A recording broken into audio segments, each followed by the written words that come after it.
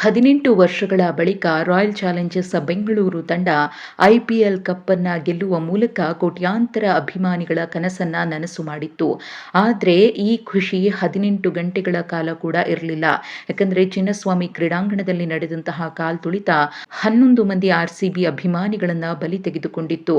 ಇನ್ನು ಈ ಕಾಲ್ತುಳಿತ ಪ್ರಕರಣಕ್ಕೆ ಸಂಬಂಧಪಟ್ಟಂತೆ ಈಗಾಗಲೇ ರಾಜ್ಯ ಸರ್ಕಾರ ಮತ್ತು ವ್ಯವಸ್ಥೆಯ ವಿರುದ್ಧ ಸಾಕಷ್ಟು ಆಕ್ರೋಶ ವ್ಯಕ್ತವಾಗ್ತಾ ಇದೆ. ರಾಜ್ಯ ಸರ್ಕಾರದ ಎಡವಟ್ಟಿನಿಂದಲೇ ಈ ಅನಾಹುತ ಆಗಿದೆ ಅಂತ ಹೇಳಿ ರಾಜ್ಯದ ಜನತೆ ಕೂಡ ಸಿಎಂ ಸಿದ್ದರಾಮಯ್ಯ, ಉಪಮುಖ್ಯಮಂತ್ರಿ ಡಿಕೆ ಶಿವಕುಮಾರ್, ಗೃಹ ಸಚಿವ ಡಾಕ್ಟರ್ ಜಿ ಪರಮೇಶ್ವರ್ ಅವರ ವಿರುದ್ಧ ವಾಗ್ದಾಳಿಯನ್ನ ನಡೆಸಿ ರಾಜೀನಾಮೆಗೂ ಕೂಡ ಆಗ್ರಹಿಸಿದ್ದಾರೆ.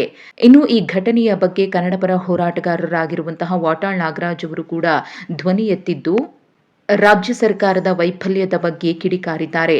ಅದರ ಜೊತೆಗೆ ಆರ್ಸಿಬಿ ಟೀಮ್ ಅನ್ನ ಬ್ಯಾನ್ ಮಾಡಬೇಕು ಅಂತ ವಾಟಾಳ್ ನಾಗರಾಜ್ ಹೇಳಿದ್ದಾರೆ.